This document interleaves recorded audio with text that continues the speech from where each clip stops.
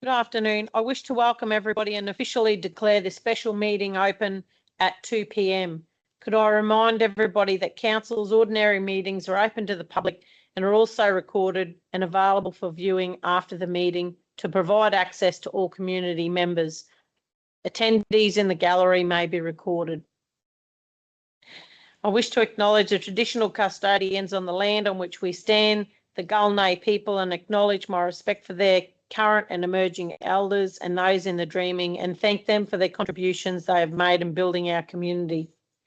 Are there any apologies? I'll just mention that we have Councillor Baines and Councillor Pervin have Teams in. Thank you.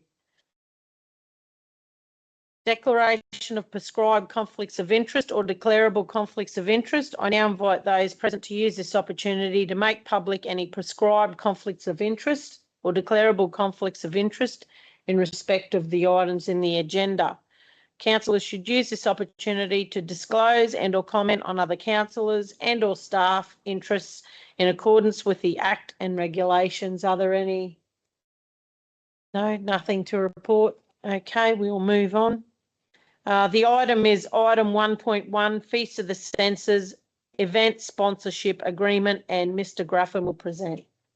Thank you, through the chair. And firstly, thank you to councillors for making yourselves available at short notice to consider this item to support what is a important event for our region.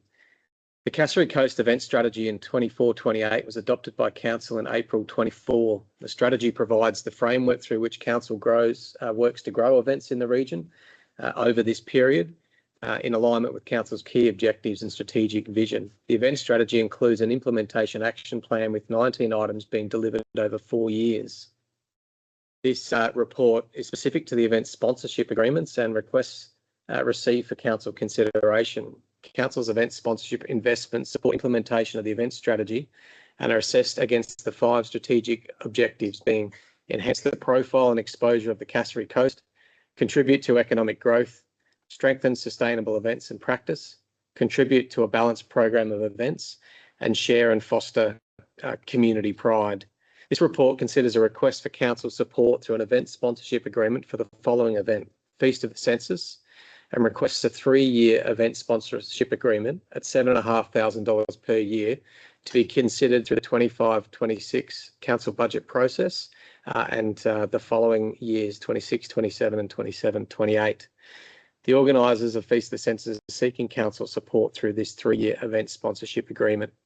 Feast of the Senses is a well-established event for the Kasserine Coast, delivered in Innisfail and promoted as a tropical food festival, showcasing the region's unique produce and multicultural identity.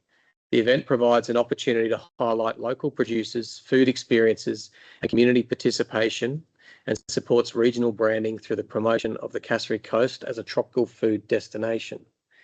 I might just quickly go through some of the key aspects of the funding agreement. So the event sponsorship agreement sits with the event organiser under the name of Feast of the Senses Incorporated.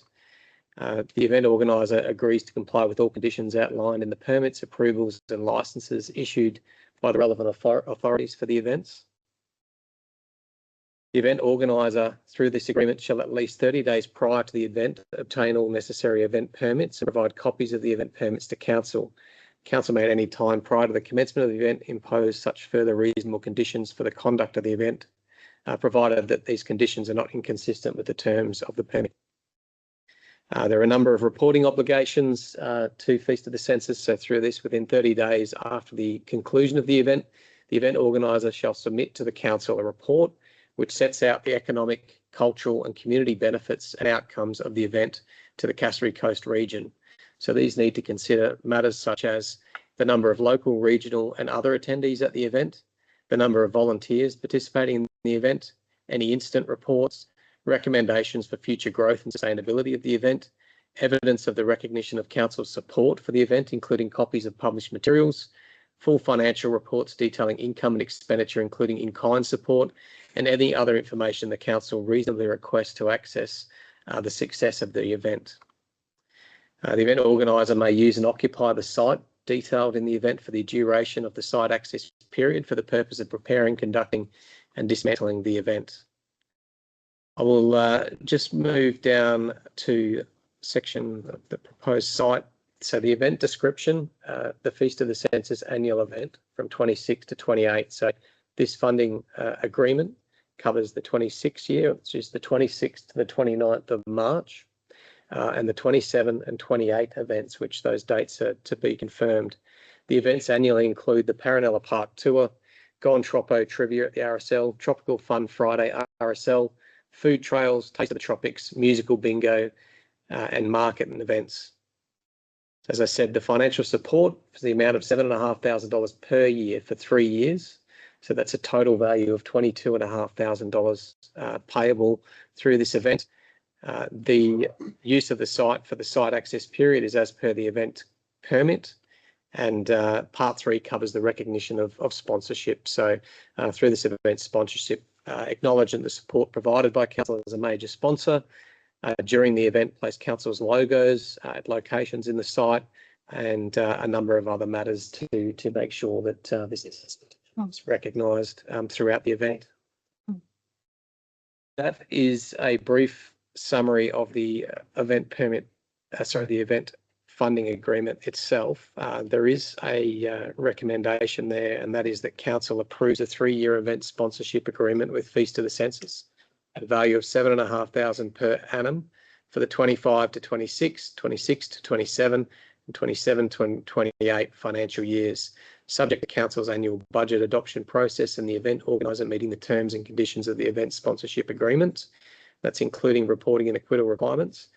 And number 2, delegates authority to the Chief Executive Officer to finalise and execute the event sponsorship agreement on behalf of council, including any minor administrative amendments required to give effect to this resolution.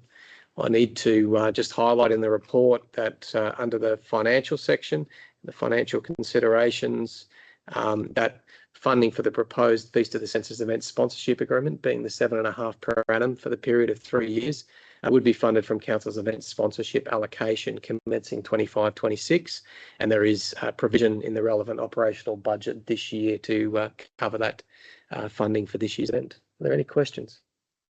Councillor Jessup.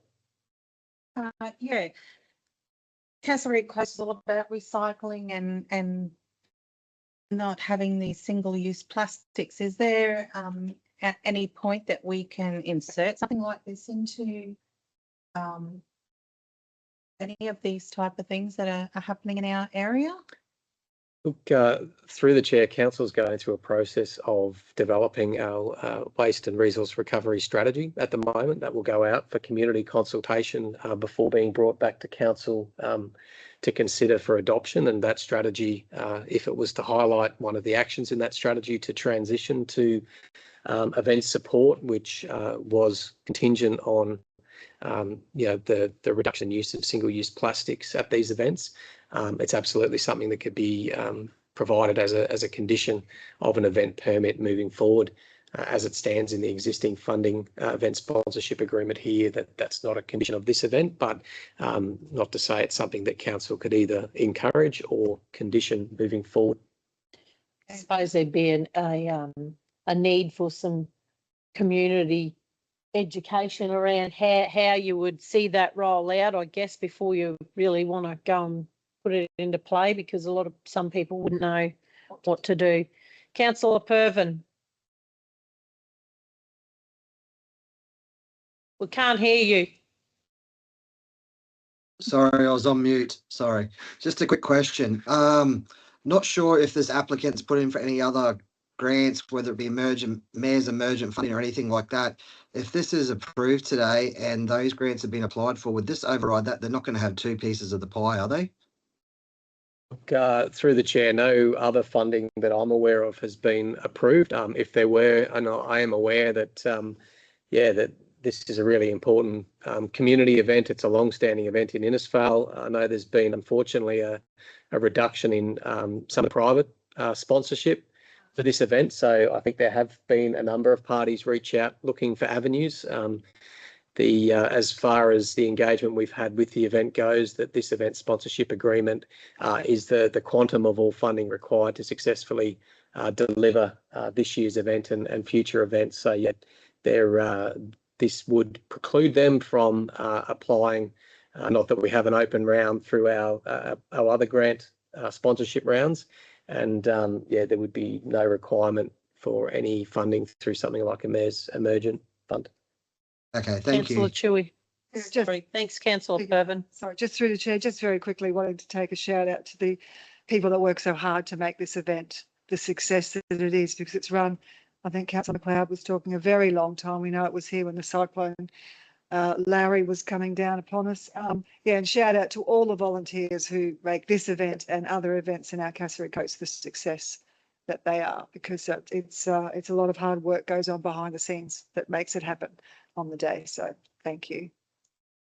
So through the chair, there's you did mention there's acquittals and all of those bits of paperwork that have to be done after the events been done. So what would happen if those acquittals weren't done? Would that cancel the ongoing sponsorship, or what's the process? Through the chair, look, the agreement would be a breach of the agreement, and council would have to consider what actions moving forward if those acquittals were late due to something outside of the the ability of the committee to perform. Then the council may be able to agree to some delays in receiving that report. But where the funds, and these are public funds that are supporting this, where those funds are unable to be properly acquitted, and council cannot see that they have been expended, then it would absolutely be something that the council would have to take up with the committee more seriously.